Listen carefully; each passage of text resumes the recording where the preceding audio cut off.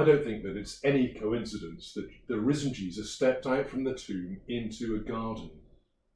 Gardens have a very significant place in the Bible. In the very beginning, it was into a garden that God placed the first man and woman.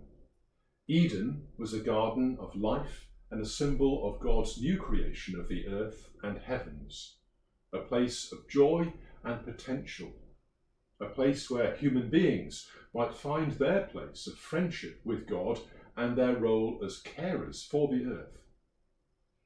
As we know, human disobedience spoiled things. Adam and Eve had to leave the garden and things got much tougher. It was in this tough world and in a garden known as Gethsemane that Jesus wrestled in prayer. Alone, his disciples asleep, he agonized at what was to come. And then he was arrested, taken from the garden to a kangaroo court and condemned to death on a cross.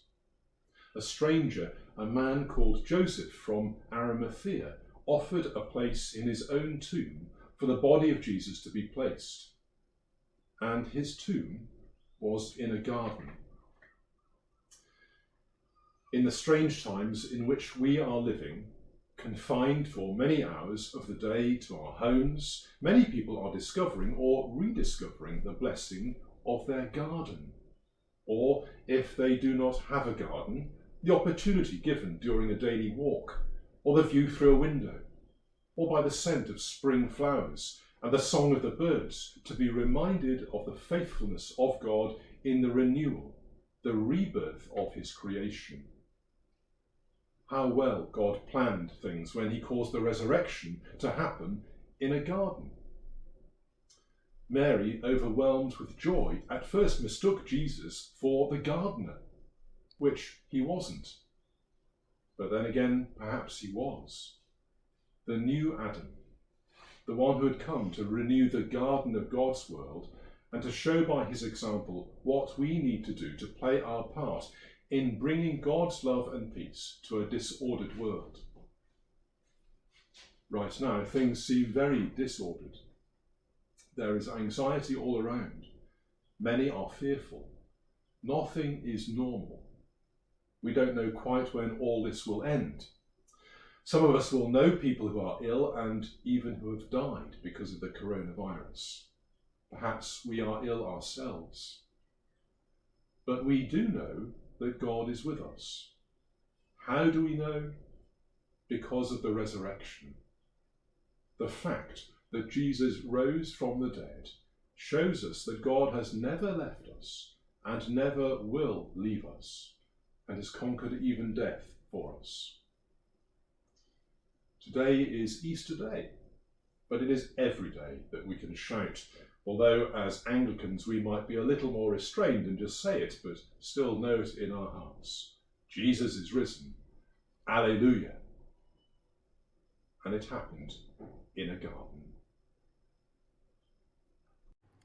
Welcome to our garden this Easter Day.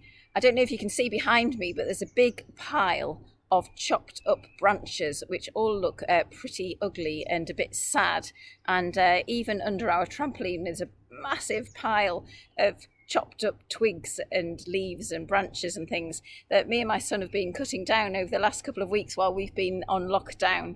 The reason we're doing that is because our garden is terribly overgrown and we've got various trees and bushes that just need a lot of hard work on them. And so we've been very brutal in some of our cutting down. But what I want to show you is this. If you can see behind me this branch of the tree, this is one that we cut down really harshly just last week or the week before, and you can see the leaves starting to sprout on those lower branches which before were completely bare. And that to me is a symbol today of the resurrection.